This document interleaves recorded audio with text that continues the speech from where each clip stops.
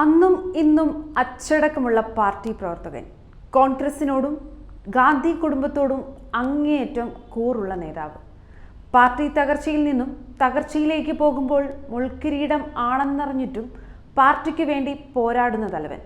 ഇതിനെല്ലാം അപ്പുറം പ്രായം തോൽക്കുന്ന പോരാട്ട വീര്യത്തിന്റെ പര്യായം കൂടിയാണ് മല്ലികാർജുൻ ഖാർഗെ.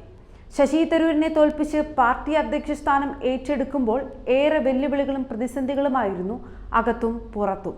പ്രചാരണമുഖമായി രാഹുലും പ്രിയങ്ക ഗാന്ധിയും മാറുമ്പോഴും അണിയറയിൽ ശക്തമായ തന്ത്രങ്ങൾ ഒരുക്കി പട നയിക്കുകയാണ് ഖാർഗെ.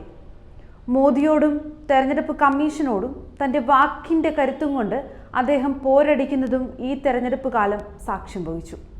പാർട്ടിയിൽ സോണിയാഗാന്ധിയുടെ ഇടവും വലവും രണ്ട് വിശ്വസ്തർ, ഒരാൾ AK ആന്റണി, മറ്റൊരാൾ ഖാർഗെ.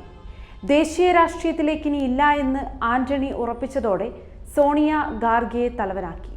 കർണാടകയിലെ ഒരു വിദ്യാർത്ഥി നേതാവിൽ നിന്ന് കോൺഗ്രസിന്റെ തലപ്പത്തേക്കുള്ള ഖാർഗെയുടെ വളർച്ച എക്കാലവും വെല്ലുവിളികളെ തരണം ചെയ്തായിരുന്നു.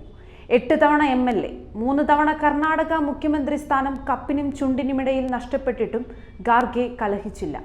99-ലും 2004-ലും 2013-ലും ഹൈക്കമാൻഡ് തീരുമാനം അംഗീകരിച്ചു ഖാർഗെ മാറി നിന്നു.